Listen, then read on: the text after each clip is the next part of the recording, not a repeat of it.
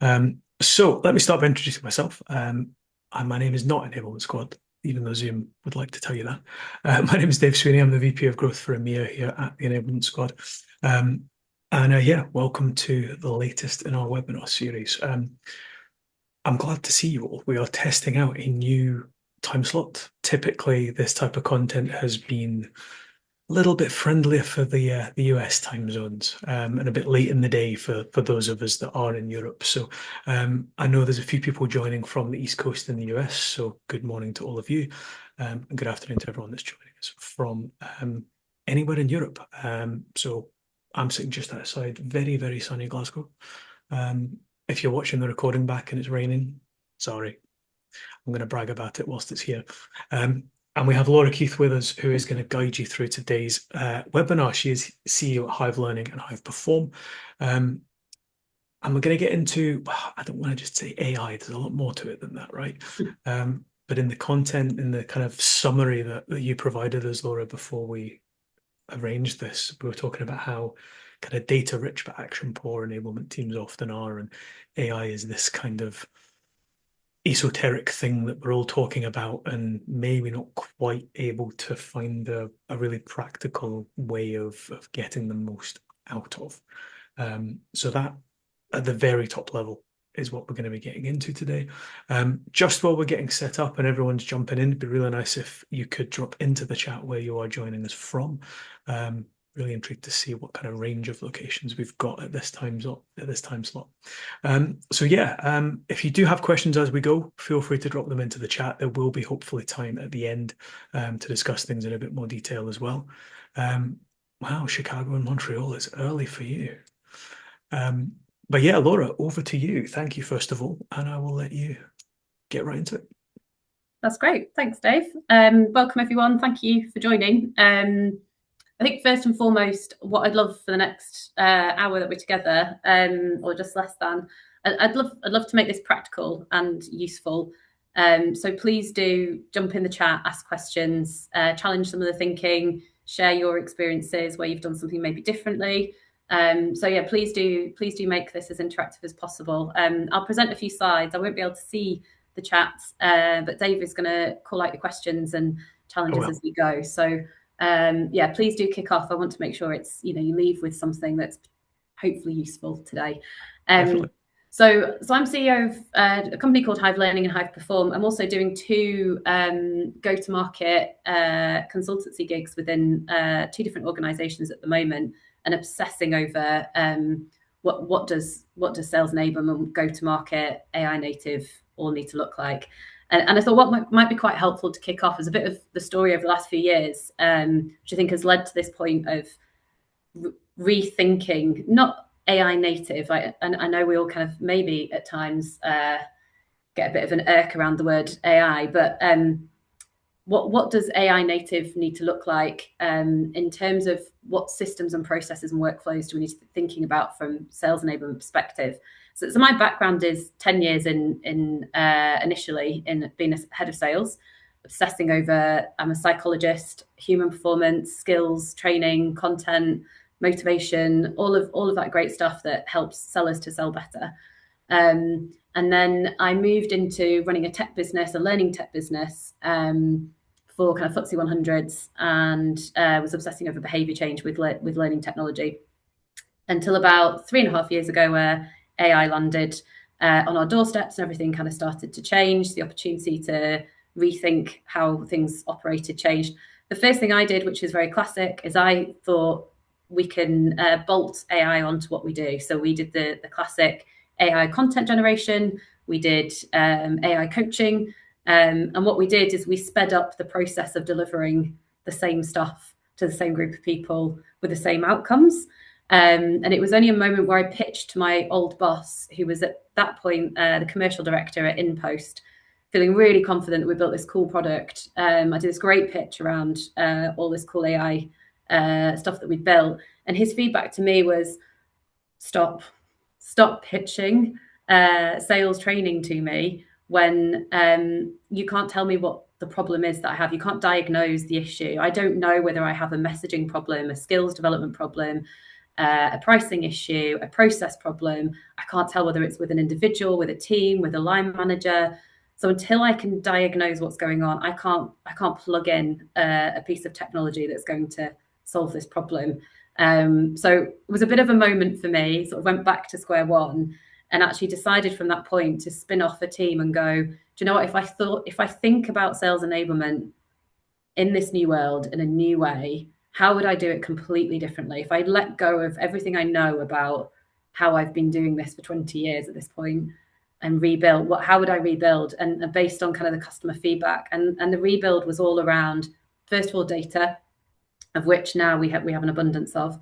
The second was then diagnosis. It's like, what is it? Like, what's happening explicitly? And then how do I actually get to the point where I can support each seller with what they need at the right point in time to close that deal? And so I had to rethink the system and operating model that goes behind that rather than bolting stuff on to what I'd already done. And so that's been kind of a bit of a journey that I've been on. And that's where kind of, I suppose, the fuel of where kind of what I'm going to talk about today comes from. So let me share some slides with you. I promise not to talk for too long, and I am genuinely encouraging you to jump in and ask questions here. Let me see if I've got this right. Is this showing? Am I all good? I can't see or hear anyone. So Dave, you can be. Yep, yeah, we're all good. Okay, cool. Thank you. So we're going to look at today just using a really simple structure, and then we can dive into kind of the how behind this a bit more in the questions and Q&A section. But we're just going to look at how do we use a different system to become AI native in sales enablement it kind of throughout this year. I've told you a little bit about my journey, so we'll kind of jump on from there. The other kind of vision I think is really interesting is what's happening outside of enablement, which frames the thinking around how can we rethink the system of enablement is kind of health tech. So I obsess a little bit around health tech too. I have lots of obsessions apparently. Health tech being one of them, and how things like the Fitbit or the Garmin, I'm actually a bit more of a Garmin user than a Fitbit one. But essentially, if we went from shifting into kind of thinking more about how health tech enables me as a human to understand really explicitly what I need to do, what behaviors do I need to shift day in, day out to get to whatever goals, from a health perspective I've set. So, for example, health tech can tell me I've done my 10,000 steps yesterday, but my sleep was only 5 hours. And that's why my recovery is dropping. So if you think about it from a sales perspective, like you're winning at every stage, like you're delivering everything, you're doing the right methodology, process, pitching, skill sets, but at the close, you're dropping pricing every single time because you're not delivering enough value in what you're saying. So if I can get that actionable insight in the deal process, in the deal flow, I can then learn to action. And so this kind of idea of enabling the reps, but then also enabling the managers to be able to change that kind of motion and move from thinking about conversions dropping across this team or conversions dropping across this particular area. I'm going to diagnose what conversion is, and then I'm going to what's happening there, and then I'm going to kind of fix the whole motion across the team. What if I could use AI to get to the point where every single person knows really explicitly what those things are that they can shift and change daily to be able to improve their outcomes? And so this kind of what's the word I'm looking for? This kind of thinking is what frames how I think enablement should be looking. So data is not the problem, I don't think. You might tell me that you've got poor data, and I definitely have worked with lots of customers over the last few years whose data is in. Go on, Dave. No, you're all good. Oh, I just heard a noise. Apologies. Sorry. So yeah, I think we tend to have more often than not more data. You do have obviously teams who've got poor CRM hygiene, of which case that's kind of number one place to start. But most teams now have an abundance of data in terms of we've got, we've seen it today, all amounts of call bots plugged in. So we have calls, we've got those transcribed, we've got access to emails that have been sent, we've got the CRM data, we've got the outbounding motions. So we're not poor in data necessarily in sales enablement. But essentially, sometimes we're struggling with how do we take that data and actually diagnose what needs to happen, and then build the system that actually then goes to solve it. So I'm going to come at this more from an assumption that data's in a good place. Because if your data isn't in a good place, go fix your data. What do we do once you've got the data? I think is probably the more challenging part of what we can talk to. And so within our team, when we're working with when we're doing kind of some of our consultancy work and going in, and we don't say consultancy, we actually go in and action the change with the teams rather than just diagnose and have a look at what's going on.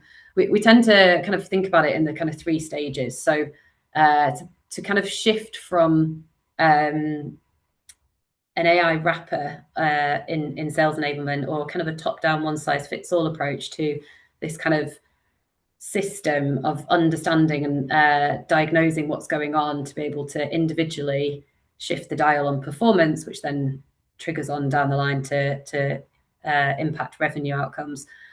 We talk about, first of all, the data layer, so the what. So we've talked about this before. We've got lots of data. We understand pipeline coverage, win rates by stage, talk time in calls, multi-threading depth across accounts, how long you're spending in each deal stage. Like, I would imagine most of you have a pretty good access to this data. And if you don't, again, definitely go and work out how to get this more effectively at the moment. The second layer, which is harder, is the diagnosis. So now I know that I've got a conversion problem from negotiation to close. Like, is it that everybody's doing something wrong at that stage? Or actually, is there a subset of data which is telling me that each individual has an individual difference in how they're delivering? And is it that they've got, a bit like what Pete was saying, has an individual got a messaging problem? Has somebody over here got a skills problem in terms of not very good at doing deeper discovery, can't kind of move past the initial first stages because not really understanding and diagnosing the problem properly? Have we got kind of maybe some of your newer players into the team, not kind of robust enough in the methodologies? They might have medpic, but maybe they're kind of bringing in legal and finance and procurement processes too late on in the process. And that's kind of delaying the deal cycles. And each individual will have a different set of things that they need to be working on to be able to improve the kind of outcome. It's never that the whole team has one thing that they all need to do that's going to shift your revenue numbers that quarter. And if we do fix that kind of one big thing, it will make a change, but it's not going to make an incremental significant change over time consistently. It's going to make one big change that quarter, and you're going to have to shift on to the next thing.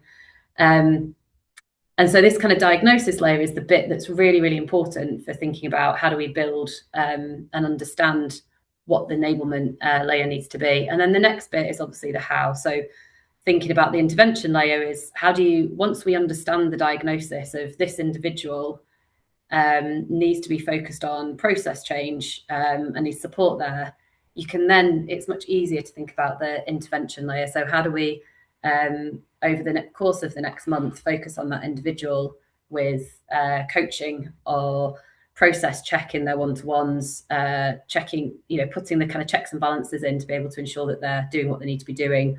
Or how do we join our kind of superstar seller who is delivering quarter on quarter, but actually their average order value is slightly lower than everybody else's, and it's because they're dropping the value at the last point, dropping the cost in the last point of the sales cycle, but it's been masked by performance outcomes.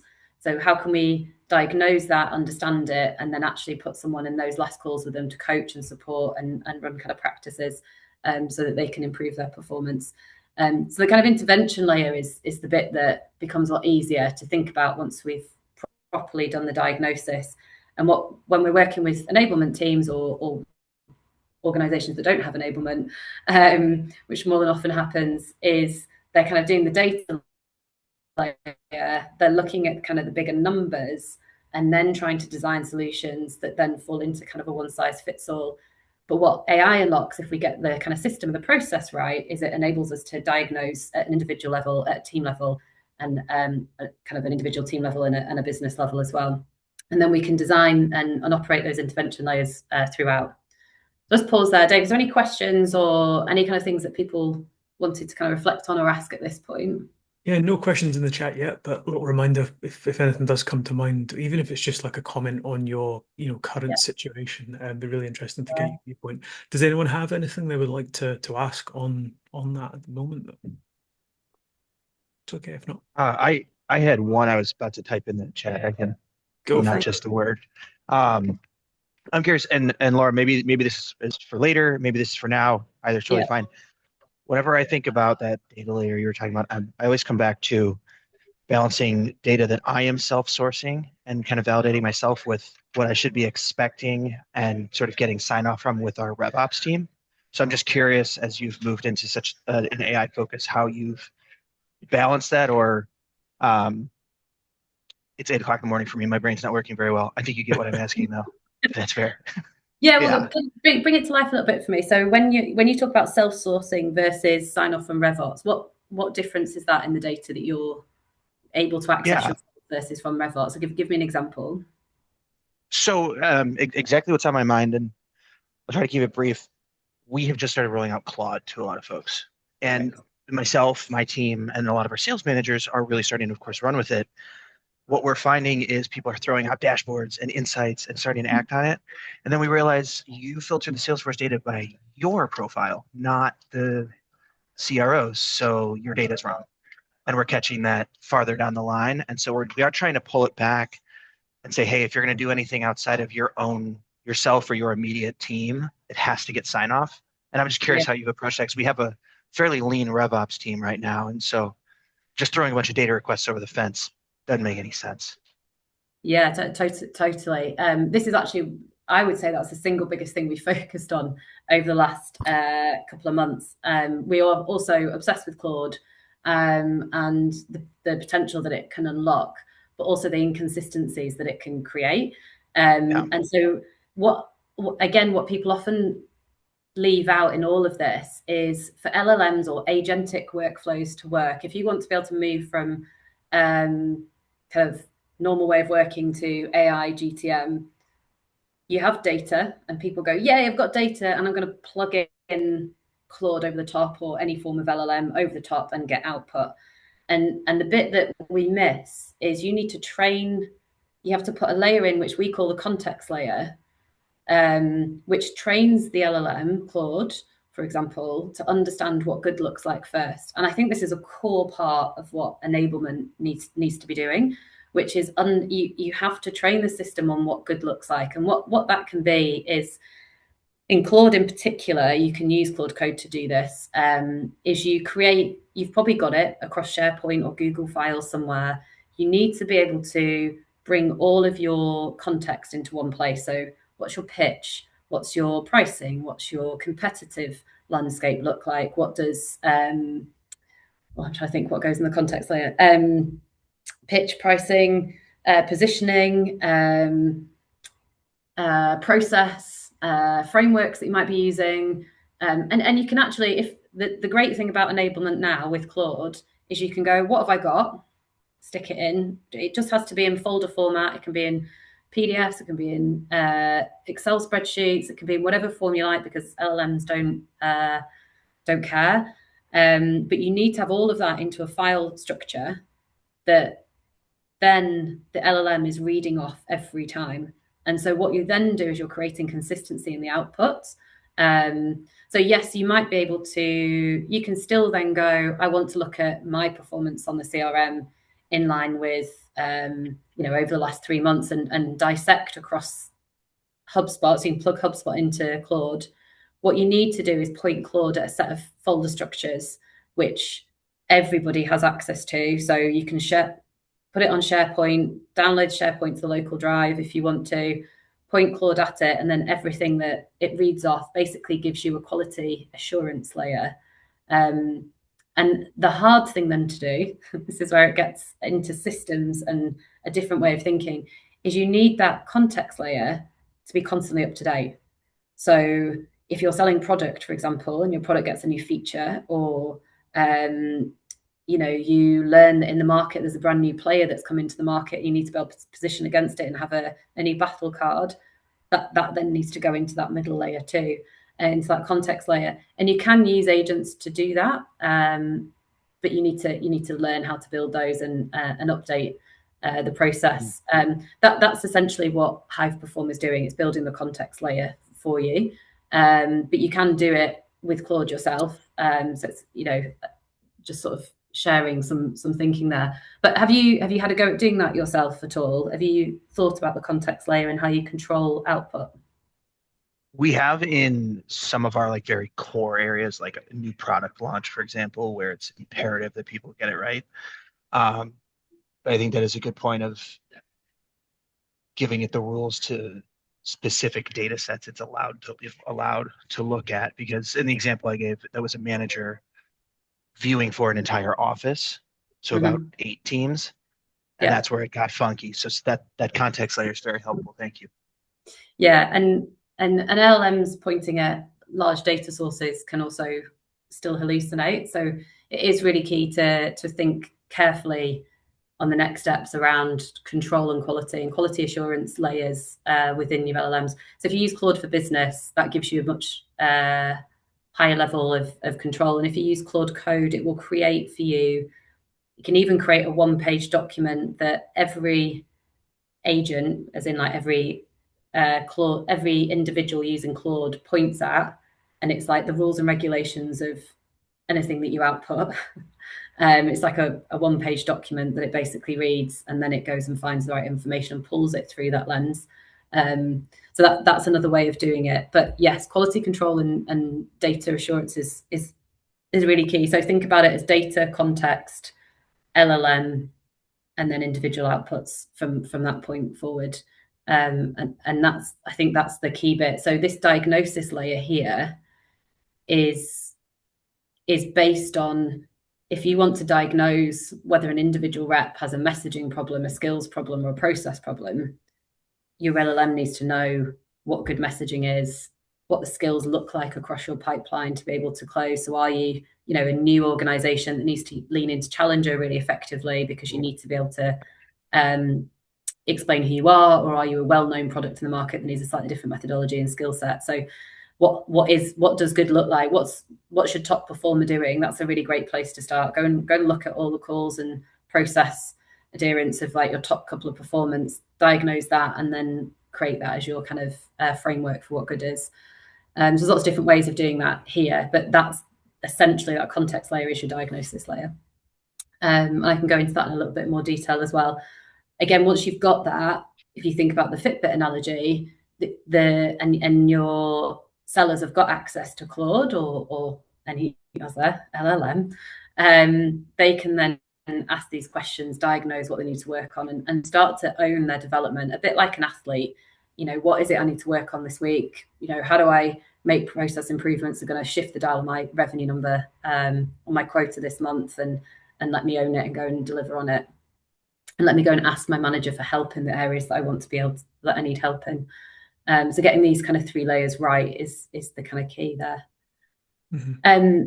Just before you move on, Laura, if that's okay, I want us to keep to time, but I'm aware this is the bit that's important. I think we've had an interesting question in the chat from Paul. Would you agree that there's an intermediary step between data and diagnosis? So benchmarks and best practices that are fit for purpose for each type of sales team. So enterprise, public sector, SMB, for example, like rules and guidelines that allow for the diagnosis, which is kind of what you were just getting at there, I suppose, isn't it? Yeah, absolutely. Like 100%, this needs to be that context layer is actually, sorry, the word that you used there, apologies, which is a good one. What was it, Dave? They used but as an intermediary step. Intermediary step, yeah. That step there, when I talk about context, is your very specific business context. So this is the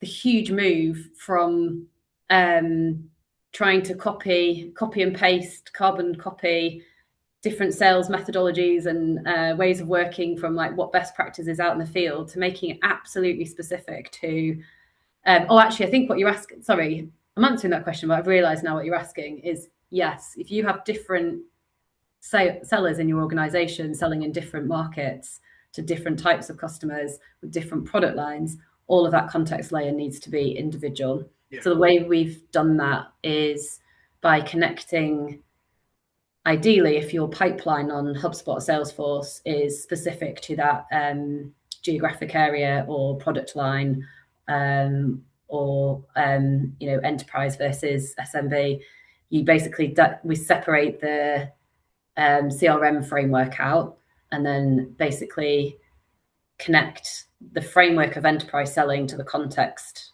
layer of enterprise selling, and then the output. And there'll be, if you're one company, there'll be some information that is consistent across all. But actually, yes, I totally agree. You need individual frameworks and context layers for different motions across the business, for sure. Excellent. Yeah. Sorry, I was going off on a tangent there and I didn't realise. No, I think it was a relevant tangent, just a different take on the same idea, really, wasn't it? Yes. Yeah. No, it's really good, and this is exactly it. But putting it into practice is really hard. And I think what people are trying to do at the moment that we often see is they're trying to fix the problems on the outcome, like the outcomes of the problems that are happening. So what I mean by that is your revenue's dropping, you're looking at conversion rate, or you're looking at your pipeline not building as fast as it used to, and kind of taking these. You're in the right place. If you use Claude Chat every day. Do I use Claude Chat every day? Is that the question?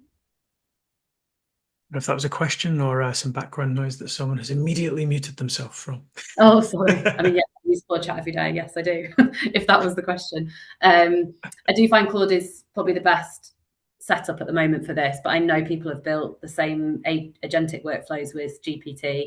Copilot, I find a little bit harder to enable, but yeah, the way Claude Code co-work and system file reading is working is actually, I think, a beautiful way of getting enablement into this really individual, super focused diagnostic level, which can then enable reps and managers to do the things that they need to be able to do to solve the problems.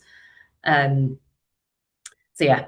So I'll just quickly go through the last couple of bits here. So I think we've touched on this. So, you can diagnose at these levels. You can actually diagnose at loads of other levels too, but we try to keep it at kind of these 3 levels so that we don't overcomplicate. The challenge that we find is every rep, lots of reps might have 5, 6, 7, 8 challenges that they need to solve for. So they might not be messaging properly. They might also have a multi-threading issue, and they might also be missing a step in the process. And actually throwing all of that at an individual seller to be solving all of these problems all the time usually drowns them a little bit and they switch off. So actually working out what's the priority area, how do they focus on that, how can they show that they've moved from X to Y over a period of time, usually around a month, and then start working on the second level challenge is a nice way of looking at it. But we tend to diagnose at these 3 levels at the moment. We're keen to know if other people do it at different levels. We've talked about this, so I'll kind of skip over for time, but essentially AI wash means that you're just bolting stuff on, and AI native means that you're building around the rep, around the deal, and around the moment in time, and that those solutions should be triggered before and after the call, that we're kind of looking at dashboards that now tell you, seller X is doing, like I mentioned before, dropping the price too late in the deal. You need to solve this, rather than kind of big level data points. And also the system learns. And this is a really hard bit, if you can get to build this, is looking at all the outcomes every month. So if you've launched, as an enablement team, they've got new messaging, you've launched it into the team, you've done the training, you're now tracking individually how that team are delivering the messaging and telling them where they're going off piste and how they kind of recheck into the kind of new positioning. How are the customers actually reacting to it? Is it working? So actually, quite often we look at new messaging rollout, tick, done.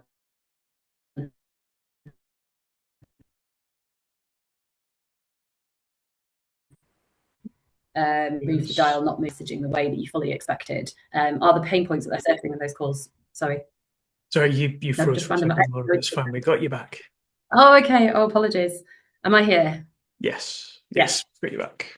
So this system learning is all about how you then build the process to, at the end of every month, or in real time, depending on how sophisticated you are with the system, how's the customer actually responding to the changes that you've put in place? What pain points are they surfacing? Are they actually moving through the buying cycle in the way that you expect? Now you've got the new messaging in place. And once you learn that, you can feed that back into the context layer, because that context layer needs to adapt and move forward. So that's kind of one thing to be thinking about. So the kind of honest question, if you're thinking about, am I AI native or am I using AI tools, is if you just removed anything that you're doing with AI at the moment, would reps just do their jobs but slightly slower? That feels like a bolt-on. If the answer is the diagnostic and coaching loop has completely disappeared, then you're probably starting to get into more native and revenue impact per rep level scenes. We've talked about this, so I'll kind of go through this, which I actually had the absolute privilege of hosting a webinar with Mark Roberge. I don't know if everybody knows him, but he writes the Sales Acceleration Formula and also an awesome book called Sales as a Science. We were talking about AI native sales orgs, and he's starting to put together, he's a Harvard business professor on GTM in the States as well. And he's starting to look at what is AI native. Like, we all say AI native, but like, how do I diagnose if I am AI native as an enablement person, as a RevOps, as a sales team? And he's starting to look at these 3 areas. So if you've built a system with enablement baked in that is AI native, the 3 things that he predicts you should be able to shift is that the selling time per seller goes from 25% to 75%. So you've automated how the reps are handling things, how they're doing their coaching prep, how they're improving performance. That then plays on to the role of the manager as well. So once reps can gain independence in how they improve and how they manage their performance, and you remove kind of the workflows and the diagnosing of problems and diving into data and working out what's going on for the sales managers, they should be able to go from managing 7-to-1 to 15-to-1. And then his other prediction is that the rep productivity per rep should double. So more selling time equals better coverage, and you should be able to double the revenue per rep. So these are kind of, when we're talking about return on investment, metrics moved, how do you talk to the CFO around the role of sales enablement? These were things that I think are really exciting to look at in terms of, have I actually moved the dial on kind of improving seller performance that then kind of links to AI nativity. And these numbers naturally fall into reduced recruitment, delayed hiring, improved performance, again, delayed hiring from a manager's perspective. That's a huge amount of money. And so you're scaling with lower headcount, essentially, which I think is really exciting for the business as you kind of move forward. So I thought I'd share those because I thought they were really interesting, but I won't claim them for myself. They are Mark Roberge's 3 signals of making sure you got there. I have got an example of a customer who's done this, so I can talk you through this, but this is the last bit. So I thought I'd check in. I know for time, we're slightly over the half an hour, so That's I'm happy. We're all good on time. So. Okay, cool. So I thought I'd just share exactly how a customer had done this. So this is a customer called Phosphor. They are a marketing automation business, and they're a fast scaling SaaS company. They're facing all the issues of not wanting to scale without bringing more heads into the business, fast pace of change in messaging, so new feature releases happening all the time. So the kind of enablement cycle of was getting kind of overwhelmed in terms of like constantly having to upskill reps, get them familiar with the new positioning, lots of pulling them off, hiring new people in, like just a huge amount of time and effort and human time and effort in helping them to scale through sales that they wanted to address. And so what they did is they started looking at, they use, it's gone from my head. I can't think of the name of the call recording software they use, but they have a call recording software. They use HubSpot. What they've started to do is they worked really hard to build the context layer and put that together into one system. They then are able to kick off what they call initiatives. So they're able to give individual reps the data and the diagnosis of where they need to work. So I need to be working on my positioning. I need to be working on this very particular skill set. I need to be working on this particular process improvement. So they did all the diagnosis on an individual rep level, and then each rep then sets off an initiative where the AI follows them throughout the month and gives them advice and feedback after every call. You did this really well. This is where you need to improve. I say every call that was relevant to the area that they're working on. So if they're working on discovery, they weren't getting feedback on a negotiation call. So it was really specific because it could understand what was going on from the HubSpot analysis. It could show them where their gaps are because they had the framework built in. And then what they'd be able to do is course correct over the period of a month. So they were running this for about 3 months. They then released a new, they had a big kind of product launch. And so they needed to upskill everybody on messaging. So they then built the initiative for the whole team around messaging. And so they did the kickoff training and then basically tracked every rep over the period of the month. And straight off the back, even their top sellers nailed the new messaging. Call 1, call 2, call 3, back into old habits, call 4, back into old habits. And then what the coach was then doing is reconnect. It could diagnose that and then check and balance what they were doing and make sure they were kind of going back into the new messaging. And what they had by the end of that month was every seller consistently selling the new product in the right way to the customers, and a feedback loop on whether that was working or not. And the output of this for Phosphor was their reps over a period of 6 months. They went from being able to handle 15 MQLs per rep per month to 22. It's like a huge increase in rep productivity over that period of time. They also had a mega end of quarter, so slightly end of quarter, Q4 end of year, big push, new product release, which has driven this, but also everybody's messaging was consistent across that. So they had no 3 or 4 reps that underperformed across the quarter in what they should be doing across the sales cycle. So they went from a 60% from SQL-to-close to above 80 over that quarter. And so their revenue per rep went way above kind of 2x. And so what they were able to show back to the business was this kind of individual coaching methodology had really shifted the dial on how they were operating. So it was really interesting to see that. And I went back and checked obviously against Mark Roberge's data, and obviously you can see that they were able to, they kind of passed the test of shifting into more systems thinking and more AI native ways of working. So that was just a little bit around Phosphor. I don't think anybody on this call is measuring consumption of content. Maybe you are, maybe you're not, but the kind of next step, I think, that most of us are stepping into, but working out the kind of challenges of how, like we talked about with Claude there, like how do I stop people from, now I've got Claude and I'm thinking about this, how do I stop them running off and doing individual stuff and pulling poor data? So, this shift from kind of input to, has that individual seller got better every call over the period of the month? Because what they needed to work on has been changed. And if you can do that across every seller, can make marginal gains over that quarter or over that month or over that quarter, that's where you're starting to get the kind of systemic changes that have bigger impacts across the organization. So I'll pause there for Q&As. I'll actually come off slides. Yeah, thank you, Laura. Yeah, fascinating. I think what jumped out to me anyway was the idea that this context layer is crucial, because it's what moves you from the generic to the specific, and generic's what gets people to switch off, which I'm sure we've all seen before. So we've got a few minutes though. We can wrap up with some additional questions, any comments you have on what Laura's just walked us through. So feel free to drop them into the chat, or if you want to come off mute and ask in person, feel free to do so, or raise a hand if you like. Come on, there's got to be somebody. We all know what it's like to stare at a room going, any questions? And you just get blank faces, right? Everyone in this room has had that happen to them. So someone's got a question.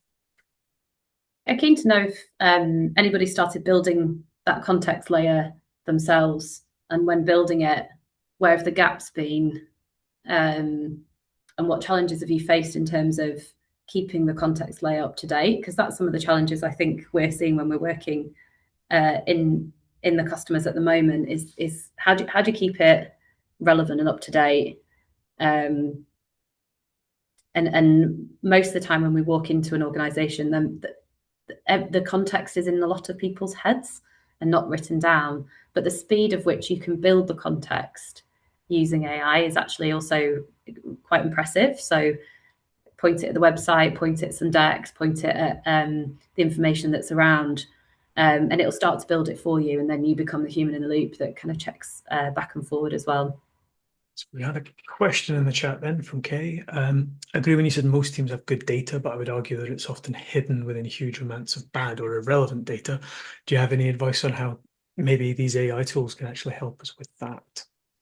Yeah, it's a good question. It's a hard one actually, but I think it's actually thinking about the different data sources. So where you've got kind of bad data is normally at the CRM level. So you've got human input layer. I think if you can strip if you think about the source of truth, which is the conversational analysis that's happening in the call, and the email, that's what's happening. That's how the customer's engaging with you. That's kind of what's happened. If you can plug in your conversational intelligence to your CRM, I think you're starting to and then backfill your CRM with the conversational intelligence. You'll remove the admin. You'll also bring your data up into good quality because it's what actually happened versus the subjective view of the seller. So I know that's more of maybe a RevOpsy type focus than a sales enablement one, but actually if sales enablement having to do things with the data at the back of it, it's obviously, it's a team problem around getting that right. But connecting conversational intelligence back into the CRM, I think is a really good way of quite quickly improving where you're at. I agree on that. And I think I don't know what your situation is, Kay, but for me, I don't have a dedicated RevOps team in my day job. So that problem is something I see daily. And I think, getting the cold hard facts out of the conversation rather than what the seller happened to remember to put into Salesforce is, I think, the source of a lot of bad data, definitely, or the messying of the data, the muddying of it. I think we've probably got time for one more quick question if anyone does have anything. Silence. Okay, well, I know a few people have dropped off as we get to the Q2 mark, which is absolutely fine. What I'm going to do, just dropped a direct link into the chat for those of you, hopefully you all are already members of the Sales Enablement or the Enablement Squad's Slack community. If you're not and you've come across us via LinkedIn or any other source, then that will take you straight to join us, where you'll find 5,000 other people in enablement and enablement connected roles that can help each other out. And that's what this content is all driven to do. So hopefully most, if not all of you, are leaving with some kind of action or idea you can take forward. That is the sole purpose of all our content. And well, I definitely am taking a few things from that. So appreciate it, Laura. Thank you for your time. Thank you for everyone who's joined us as well. And the recording will be shared to those of you that want to rewatch it or share it with your colleagues as well. Thanks very much.